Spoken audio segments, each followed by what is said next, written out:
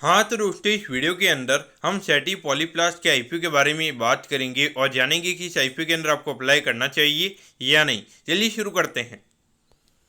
तो देखिए, सबसे पहले हम ये जानेंगे कि ये कंपनी क्या काम करती है। देखिए, जो कंपनी जुलाई 1999 में ये कंपनी स्टार्ट हुई है, यानी कि ऑलमोस्ट अगर हम देखेंगे तो 24 से 25 साल ये कंपनी को स्टार्ट हुए हो चुके हैं। देखिए, जो कंपनी की अगर हम बात करेंगे तो पैकेजिंग मटेरियल्स ये कंपनी में यहाँ पे बनाती हुई नजर आती है। तो नॉर्मली अगर हम देखेंगे तो हर अलग अलग इंडस्ट्री में यहाँ पे ये जो पैकेजिंग मटेरियल है वो हमें यहाँ पे यूज़ किया हुआ जाता हुआ नजर आता है।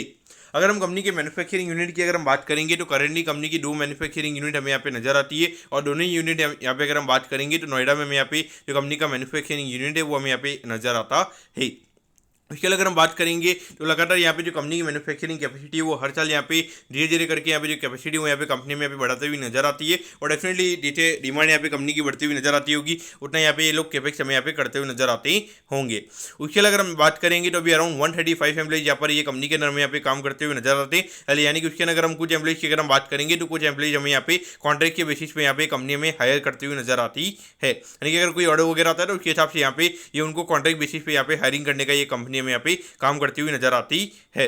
और यहाँ पर अगर हम अच्छी बात अगर हम देखेंगे तो यहाँ पे पीडीलाइट और अडानी विल्मर यहाँ पे जो इंडिया की top one of the two top companies की अगर हम बात करेंगे वहाँ पर ये हमें यहाँ पे कंपनी के कस्टमर्स यहाँ पे नजर आते हैं। डेफिनेटली जब इतना अच्छा कस्टमर बेस अगर आपका होता है तो वहाँ पे मार्केट को ये लगता है कि एक बार के लिए भले यहाँ पे पैसा थोड़ा लेट आएगा लेकिन पैसा यहाँ पे हमेशा आता हुआ नजर आएगा। तो इस पॉइंट से ये काफ़ी ज़्यादा मार्केट यहाँ पे छोटी कंपनीज के लिए पॉजिटिव वे में लेता है। अगर हम यहाँ पे कंपनी के ऑब्जेक्टिव की अगर हम बात करेंगे तो वर्किंग कैपिटल से रिगार्डिंग यहाँ पे कंपनी का आईपीओ में आता हुआ नजर आ रहा है। यानी कि नॉर्मली यहाँ पे जो कैश की रिक्वायरमेंट होती है तो उससे रिगार्डिंग यहाँ पे कंपनी का आईपीओ में आता हुआ नजर आ रहा है। अगर हम बात करेंगे यहाँ पे कंपनी के फाइनेंशियल्स के बारे में तो यहाँ पे फाइनेंशियल कंपनी के इतने ज़्यादा एट्रैक्टिव हमें यहाँ पे नजर नहीं आते। अगर हम 2022 में अगर हम देखेंगे अराउंड 175 करोड़ के लगभग कंपनी का रेवेन्यू का नंबर था। उसके बाद अगर हम देखेंगे 190 करोड़ के लगभग का है, और ये जब रिसेंटली जो फाइनेंशियल ईयर खत्म हुआ है वहाँ पर अगर हम बात करेंगे तो 179 करोड़ के लगभग का रेवेन्यू का नंबर हमें यहाँ पे देखने को मिलता है। तो कहीं ना कहीं अगर हम देखेंगे तो पिछले 3 साल का नंबर अगर हम देखेंगे तो ऑलमोस्ट हमें यहाँ पे जो कंपनी का रेवेन्यू का नंबर है वो हमें यहाँ पे फ्लैट नजर आता है। तो कहीं ना कहीं यहाँ पे जो ग्रोथ है वो यहाँ पे कंपनी के नंबर्स में यहाँ पे मिसिंग नजर आती है। और यहाँ पर अगर हम कंपनी के ऑब्जेक्टिव की भी अगर हम बात करेंगे तो यहाँ पे कोई कैपेक्स से रिगार्डिंग यहाँ पे कंपनी का आईपीओ में आता हुआ नजर नहीं आ रहा है। तो कहीं ना कहीं अगर हम देखेंगे तो एक क्वेश्चन हमें यहाँ पे पूछना चाहिए। अगर हम लॉन्ग टर्म के पॉइंट ऑफ व्यू से अगर यहाँ पे कोई ये कंपनी को होल्ड करके रखना चाहता है तो उनको ये क्वेश्चन पूछना चाहिए कि यहाँ पे ग्रोथ कैसे आएगी। तो क्या अगर ग्रोथ आने के लिए डेफिनेटली आपको थोड़ा केपेक्स वगैरह करना पड़ेगा, थोड़ा कुछ ऐसा करना पड़ेगा कि जिससे आप के अंदर ग्रोथ आती हुई नजर आएगी।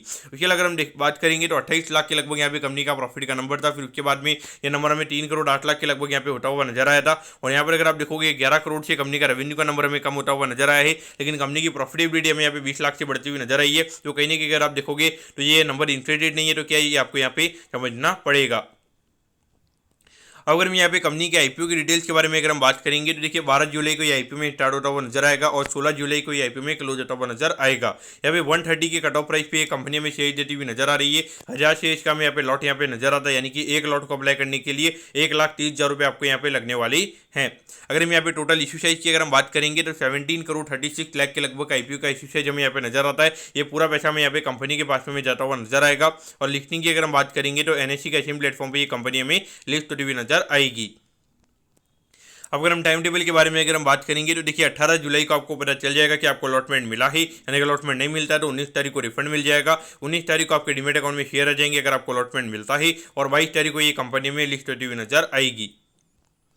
अब अगर हम एट दी एंड अगर हम यहाँ पे कंपनी के वैल्यूएशन के पैरामीटर्स की अगर हम बात करेंगे तो देखिए हार्डली 65 करोड़ के मार्केट कैप पे कंपनी का आईपीओ में आता हुआ नजर आ रहा है। देखिए एक छोटी कंपनी तो डेफिनेटली अगर थोड़ी बहुत भी डिमांड अगर ये आईपीओ के अंदर रहेगी तो वहाँ पे डेफिनेटली ये कंपनी में प्रीमियम पे खुलती हुई नजर आएगी। मुझे लगता है कि एक बार के लिए शॉर्ट टर्म के हिसाब से ये आईपीओ काफी वेल मैनेज रहेगा। अगर मार्केट में एकदम ही कोई अनसर्टेनिटी हो जाती है तो उसके बाद में ये कंपनी में नीचे खुलती हुई नजर आ सकती है। लेकिन मुझे लगता है कि अगर मार्केट में कुछ ऊपर नीचे अगर नहीं होता है तो मेरे ख्याल से डेफिनेटली ये कंपनी में एक बार के लिए अराउंड 30 से 40% की प्रीमियम भी हमें खुलती हुई नजर आ सकती है। तो यहाँ पर अगर आप देखोगे आईपीओ का इशू साइज काफी छोटा है तो उसके हिसाब से प्रीमियम भी खुलना यहाँ पे डेफिनेटली कंपनी के लिए आसान रहेगा। लेकिन लॉन्ग टर्म के हिसाब से अगर हम बात करेंगे तो कंपनी में कोई ऐसा इंटरेस्टिंग हमें यहाँ पे चीज़ यहाँ पे नजर नहीं आती है जिसकी वजह से ये कंपनी हमें डबल ट्रिपल या फिर उससे ज़्यादा रिटर्न हमें देती हुई नजर आएगी। तो पॉइंट से मेरा व्यू यहाँ पे ये रहेगा कि शॉर्ट टर्म के लिए यहाँ पर लिस्टिंग इन के लिए अप्लाई करना चाहिए। लॉन्ग टर्म के लिए मतलब लिस्टिंग इन पे अगर आपको अलॉटमेंट आ जाती है तो मेरे ख्याल से लिस्टिंग पर आपको यहाँ पे सेल करके निकल जाना चाहिए। तो दोस्तों मैं कहता हूँ कि सेटी पॉलीप्लास्ट के आईपीओ के बारे में आपको सब कुछ समझ में आ गया होगा। अगर आपकी कोई भी क्वेरीज है आप कमेंट कीजिए, मैं जरूर आपके कमेंट पर रिप्लाई करूँगा। ओके दोस्तों, thank you, have a nice day.